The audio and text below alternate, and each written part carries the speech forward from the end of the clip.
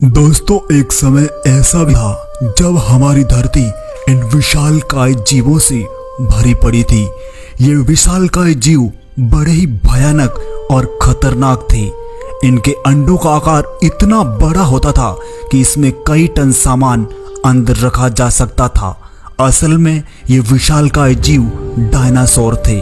छोटे जीव तो इनकी आवाज मात्र से ही कांप उठते थे।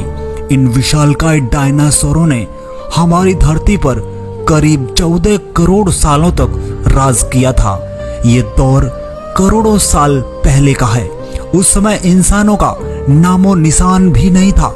ये वही धरती है जिस पर कभी डायनासोरों का बसेरा हुआ करता था।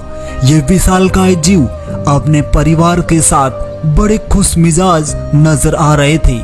जंगल ही इनका युद्ध क्षेत्र था। यहीं पर लड़ाइयां लड़ते और आपस में मर मिटते। हर तरफ इनकी ही चीखें गूंजा करती थी। मगर कुदरत का खेल भी अजीब था। करोड़ों साल तक राज करने के बाद भी इन विशालकाय डायनासोरों को धरती ने नहीं अपनाया था।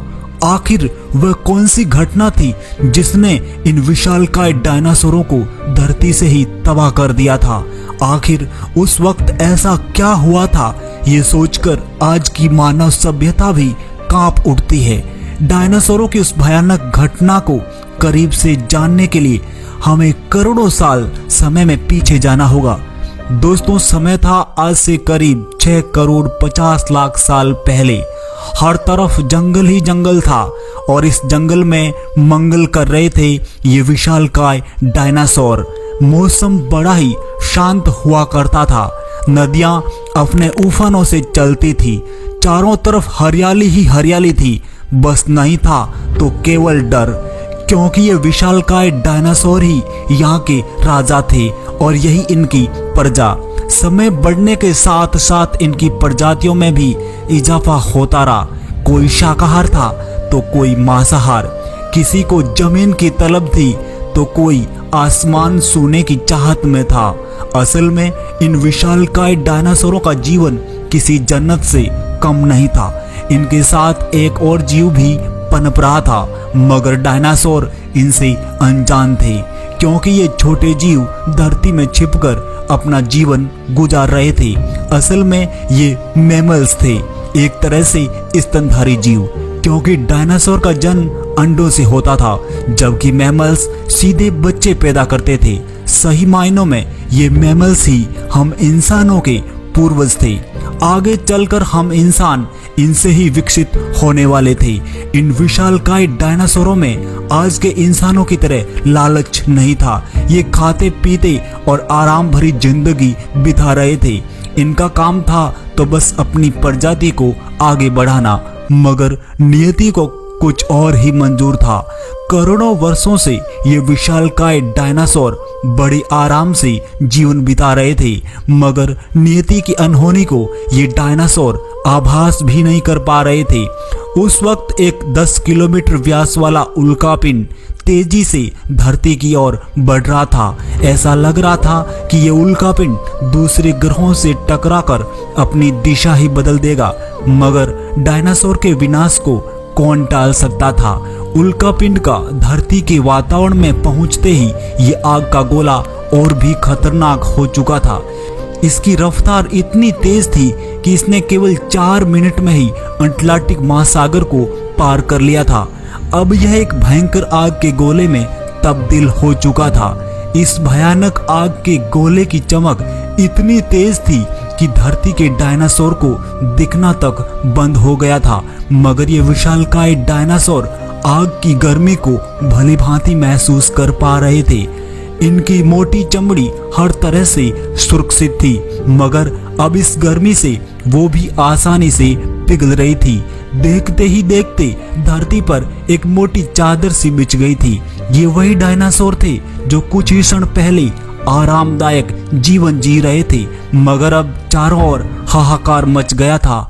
हर कोई अपनी जान की भीख मांग रहा था।